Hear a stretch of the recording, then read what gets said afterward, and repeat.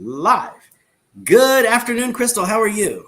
I am good, and it's good to see you. We missed your last week because of your birthday, but that was cool. You're supposed to celebrate your day, Thank you. and Thank you. but glad to be back and good to see you. And I'm glad you had such an awesome time for your birthday. Thank you. I did. Well, it was all of my friends that did it.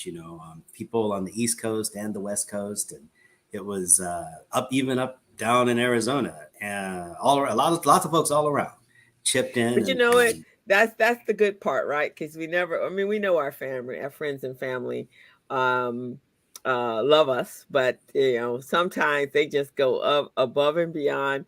My oh friends yeah, always tell me for my birthday because I'm not one of those. I celebrate my birthday, but I'm not one of those that make like next year I'm having this is a milestone birthday party and I'm throwing myself a lavish. Last time I had a birthday party was when I was in my 20s, and so usually they're trying to figure out what the heck to do for me because I'm not the one to tell them. And so it's always nice. They come up with some amazing things. And yeah. so it's good That's when so your cool. people put together everything for you. So Yeah. happy birthday. And Thank you. Thank you. yeah, It it's was wonderful. I've had a few that have really surprised me in the past, and I typically don't celebrate my birthday. And I don't know if these folks are listening, but I typically don't celebrate my birthday.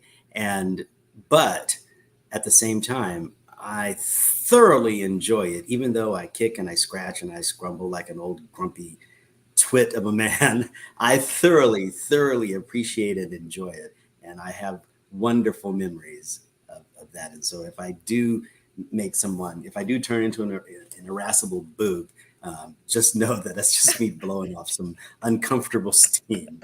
And I really do love and care for all of my friends and all my people. but you know what, Javon?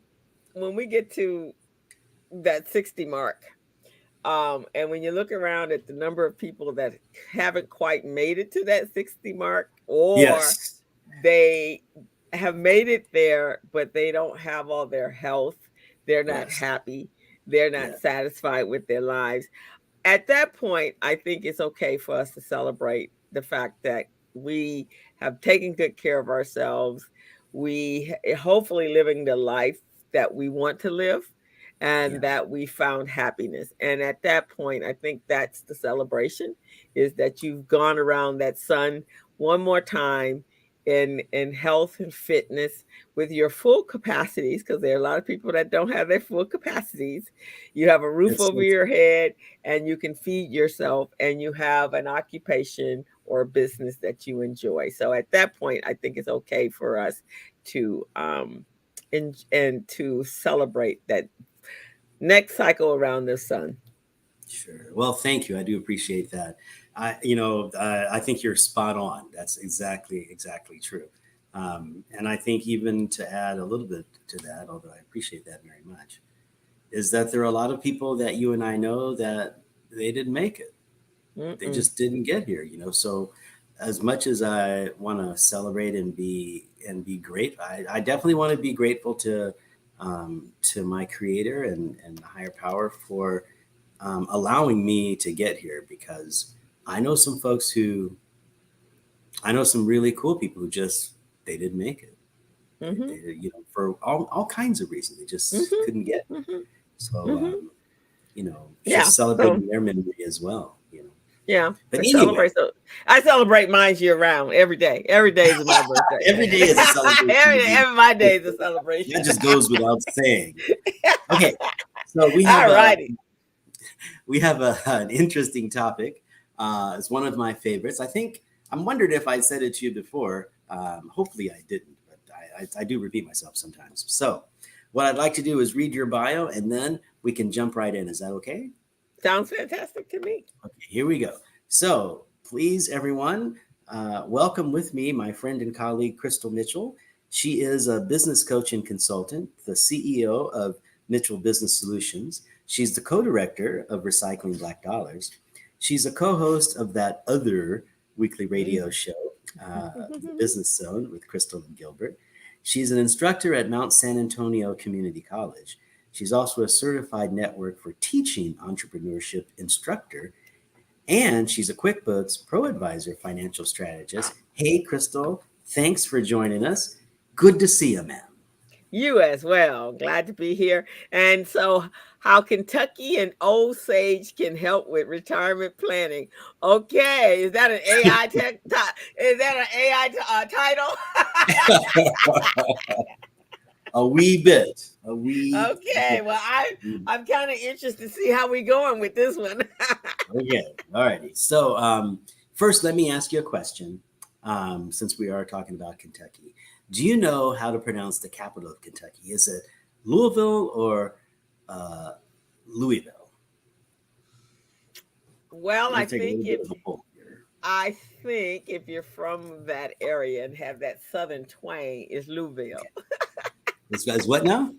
Is that first one Louisville? Louisville. Okay. Yeah. Okay. All righty. So I think you're very close. However, I am taking a little bit of advantage of you, so I hope you'll forgive me. Okay. But the capital of Kentucky is actually Frankfurt. Okay. Yeah, actually Frankfurt. Oh, not even Louisville at all. But if I were going to say Louisville, I would say it just the way that you suggested. I'd say it Louisville. I think that's absolutely correct. Okay. Correct. But yes, and the reason that I wanted to say that is, and also I wanted to, did you remember that this is our first half-hour show? We are embarking upon a half-hour show. Did you remember that? I did. Yeah. Oh, well, of course you did. I'm the one that needs to be reminded. Anyway, well, so I confirmed it. I confirmed it. Oh, okay. There you go. There you go. The reason I wanted to bring that up is many times I talk with folks and I find that they focus on the wrong thing, right? Instead of focusing on having a well-diversified portfolio with the right mix in stocks and bonds and reevaluating and rebalance, they focus on how much is in their account now. And the problem with focusing on how much is in your account now, today, has very little to do in the case of your 401k with how much is going to be in your account when you leave. It is when you retire. Because we have, for most of us, a finite amount of time that we can contribute to our plan, we need to realize that we're playing a little bit different game with our investments. What we're doing now is we're trying to get as much in as possible to buy as many shares. And I have a colleague who said it very well. She said that, you want to put as much in as possible so that when the market goes down, you have bought shares and you have the ability to buy many more shares. So the thing that we want to look at is, I would say, I'm going to go off the deep end here, but that we want to make sure that we have more shares than we had last year at this time. And if we have dramatically more shares, then that's a good thing, because when we get to the point where we're going to stop our accumulation, put it that way, and we're going to start our decumulation. And by the way, I think companies that help you prepare for that are really doing you a favor. It's something that I'm bringing into my practice. That is, okay, we're going to work with Jay until we get through the accumulation phase. And once we get to the decumulation phase, then we're going to bring somebody else in that we know. We're not going to be thrown to the wolves. Whoa! Or hang out with somebody. But it's good to know that person before you get there. And that's why I usually say to folks, 5 years out, you want to, meet with your financial advisor and decide what that transition period looks like for you to transition from from accumulating to decumulating. So we really want to focus on the amount of shares that we have. And we'll find that if we can get more and more shares, by the time we leave, we don't even have to have, the highest amount of income in our plan, but we're going to capitalize because we've got more shares. Okay, I see. It's a tough little thing there, but think of it as we may not have to take the amount of risk that we have if we've got more shares, because Yeah. at the end of So the more day, about the volume, right? So, bingo, more about right. the volume of shares. Exactly. And is Exactly. that, I mean, because the fluctuation of the daily stock, I mean, if you were to watch it every day, you'd lose your hair. But, right. Yeah. So you can't be I worried don't. about the ups and downs Yes. Now, I don't want on, you to. I don't want you to imply anything because of my current haircut about how I no, feel. or you'd be completely white if you had to look at you have to go look at your, go like, whoa, what the heck happened there? Like some days it look like a bloodbath. So I try to look at my stock portfolio like once a week, every other week. I Yeah. try not to look at it every day. I guess Yeah. scary every day. Wise, a very wise woman. Very, very wise. And also, I'm only talking about your retirement plan. Right. That's all I'm talking about. I'm not talking about your money outside your retirement plan. If we start talking about your money outside your retirement plan, then I probably would be bald. But we're talking about the money inside the retirement plan. Inside the retirement plan, we're doing things differently. And that's a very big distinction. I know some of you are going to say, because I'm going to nip these cards and letters right now. Some of you are going to say, well, it's all money. It's all my money. So I'm looking, it's all, I don't have a difference. Well, you need to make a difference. There's a difference. There's money that's inside your 401k/retirement plan. And then there's money outside of that. And now, don't get me wrong. Once you get through what we call the accumulation phase, that is putting money into your 401k, it's going to be all one pot. And then you have to go through this exercise again of splitting up your short, medium, and long-term monies, and the goals that you have for them. But while we're here in our accumulation phase, we want to look at this in a very, very different way than we're looking at our money outside of the retirement plan. Does that make sense? Okay. Yeah, it does. It does. It does. But overall, I mean, like you said, when it comes down to retirement day, whatever that day is, it is all of it is involved. But Yeah. the one Yeah, there's a pretty specifically, quick transition. yeah.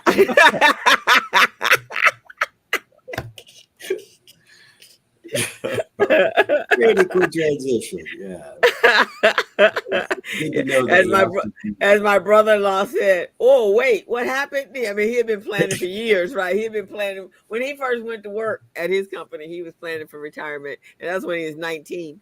Yeah. But so as it was leading up, we were on a countdown at year 10, year 5, 5 years ago, 2 years ago, 1 year, bingo, and then after he's like, whoa, wait, and it became really real. And I think just watching him and how he, it's one thing when you have money coming in every month or every 10 days, right? So you can plan, you kind of have an idea. But I think it became a real thing when at the end, when you retire, you realize there's no income coming in at that point, right? Other than your, if you got dividends or however it was set up, but there's no real income coming in. And so spending takes on a whole different process, right? Yeah. And, as a person involved in retirement plans, we get into that, and many people don't want to make that switch, because you're absolutely right. You look at the world differently when the money's not coming in. And so they want to they like the idea of the money. They'd like more of it to come in, and they like the idea of that money coming in on a regular basis. They can deal with that. And so it's for that reason that we set up tools like annuities and payment plans and things like that, so that they feel like they're getting a paycheck. I mean, the money's still there, but they feel like they're getting the paycheck, and then they can budget, because if there is a time that you need to budget, it is when you're in retirement. So you're making an excellent point. Excellent point. Yeah. So I have to tell you, I mean, it's time that we went to the second part of the show, the old sage. And, the old sage is it's just a favorite expression of mine that I picked up just a couple of years ago. And it's part of a story that I won't bore you with. Yeah, you don't want to hear that. Trust me on that. Once you start letting your memory go and start walking a little slower, those stories get to be a bit cumbersome. Anyway, so the old sage says, well, I'll just briefly, guy goes out, he's king of this kingdom, and he brings somebody in, and he brings all his wise people in, and the wise people say, hey, to this one special person, essentially, what is the most amazing thing in the world, and what can make kings paupers and paupers kings, right? Mm-hmm. And we go on, and if I wasn't talking with you now, this thing would last like 20 minutes. But since I am talking with you, the old sage, it says, and the adage is, this too will change. And I think if we keep that in mind, that will help us with our retirement plan, because so often we get caught up in what we're seeing right now. The market is down, or my retirement plan is down. The market might be up and my retirement plan is down, or vice versa. Right. Or my retirement plan is up, and whatever is going on. So whatever that situation is, I find it true to remind people that this too will change. And so if it's looks like it's bad now, just wait a little while. It's going to be different. And lots of times that means better. And if it looks like it's really good now, it's probably going to be different. And that could be better or worse, depending on how you're looking at it. But one thing we want to keep in mind is change is constant. This too will change. And so I just wanted to leave folks with that, because it's something that we forget. We have this idea that the more money that we put into our retirement plan, the more it ought to grow. And it should go up in a straight line. And the reality of the situation is we're talking about a very dynamic market. And I'll just tell you right here and now, it does not go in a straight line. So trying to make it look like it does, starting with graphs and things like that, we have to keep them in their place. We have to make sure that we use them appropriately, because as that old adage says, this too will change, because we do have a very dynamic thing here. And, I think to be realistic about it, if you can't handle the volatility, that's something to be aware of as well. I mean, I talk here about the volatility is good and da. I have a pretty different view of the mindset with regard to the market than many people do. And so when I talk to people, and if you're going to select an advisor, make sure that person understands who you are. Many of my clients, they don't like that volatility. That's not, oh no, they don't want that. So we need to manage their portfolios differently, because we're in that volatile situation where this too will change. And how is that going to affect them? So we have to keep that in mind. I'm not going to say that one's better than the other, because that's just not true. But they are different, and we have to manage them differently. Right. Exactly. Which is why you do that year-end review, right? Sit down with you and talk about what your risk is this week. Yes. And my lovely questionnaire. I love the questionnaire. That's gold in my book. And I talked with a lot of advisors. Maybe they have more sophisticated tools. I don't know about that. I don't want to say anything about that, because I'm already stomping on toes. But I think that tool is a great tool. Yeah. Well, I mean,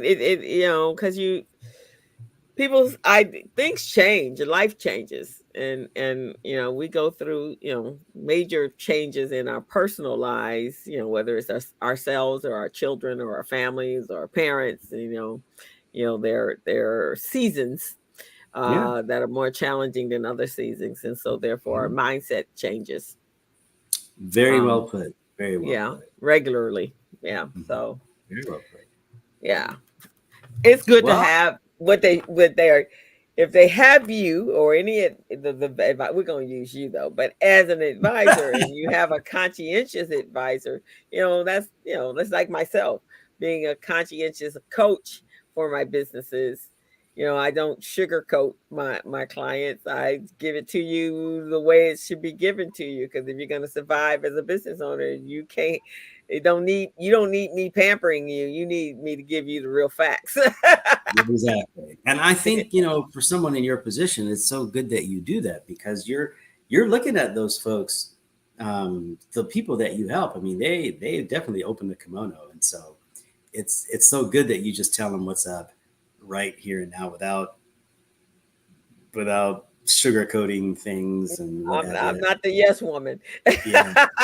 And I think, I think the things that you do for kids too, getting them ready to possibly make those kinds of decisions, I think that's amazing too, So I think you're definitely on the right path. Well, thank you very much. I had a quick little story. I had a kid tell me they wanted to know if they had to participate in the competition at the end of the class. And I said, oh no, asked me, was it mandatory? I said, in my world, everything is mandatory. So take it from there. And then I said, and then you have choice. There's some choice. That $200 stipend that we give you can choose to give it back to us. So you make your decision There you go. on There which you one go. works for you. In my There you world, go. it's mandatory. In Yeah. your world, it's give me back your stipend. Well said. So I knew it was something, I knew I knew it was going to be there. There you go. There you go. Every day, every day, every day. Yes, yes, yes, yes. So, Yeah.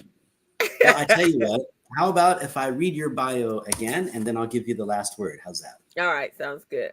Okay. Everyone, please help me welcome once again my friend and colleague, Crystal Mitchell. She is a business coach and consultant.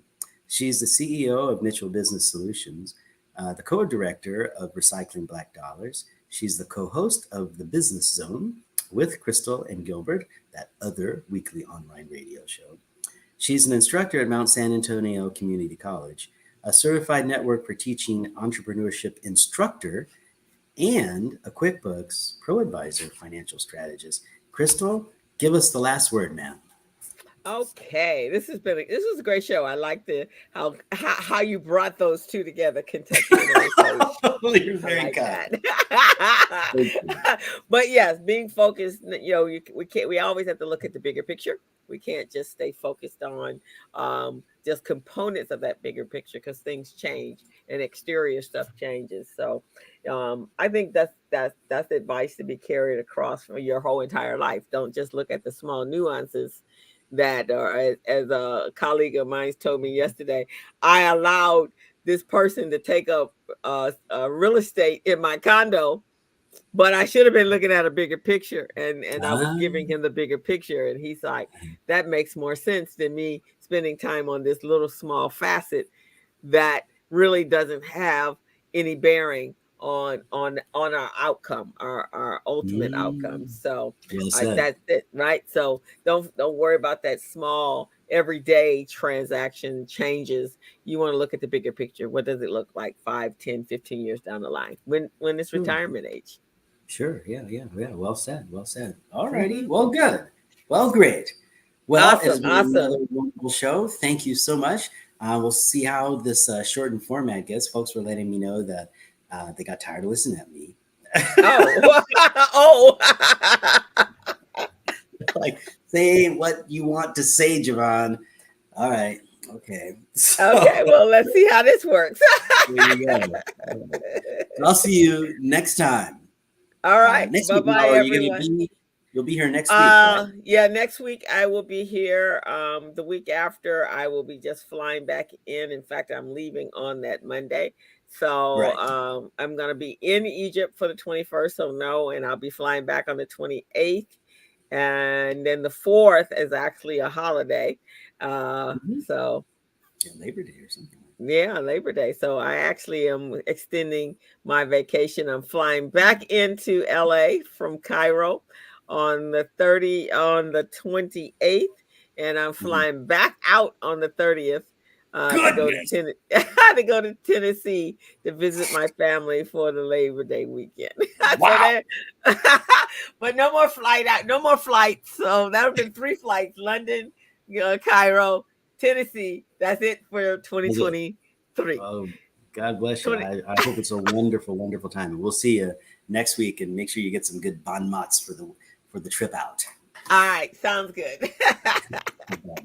Bye-bye.